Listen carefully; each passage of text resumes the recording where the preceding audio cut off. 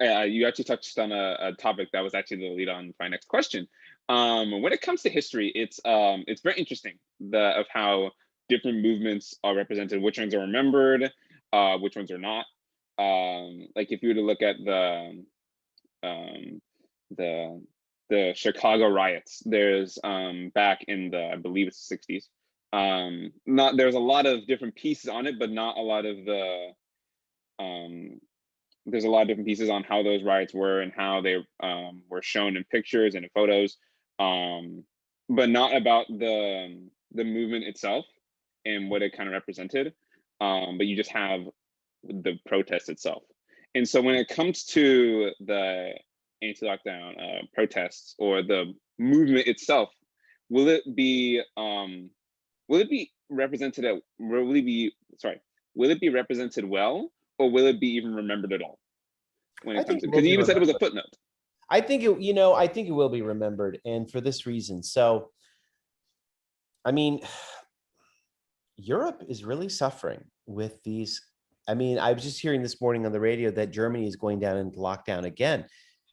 It's very strange how, those countries in Europe with these lockdowns, what is going on? Mhm. They're looking at another surge. I mean, so, I mean, what's my wife is in public health, and if anything, COVID has given, piles and piles and piles of research for public health experts to think about for the next time they have to impose a quarantine. And I think what I'm just trying to say is, like, no, the lockdown protests were important because they point out what people are willing to put up with and what Mm. people are not. I mean, it seems that the reason in Europe that they're dealing with these surges is because people are just tired. They're tired of these lockdowns. My mother's from Ireland, and like they've had surges just because people are like, screw it, I'm going to the pub, like they're just done.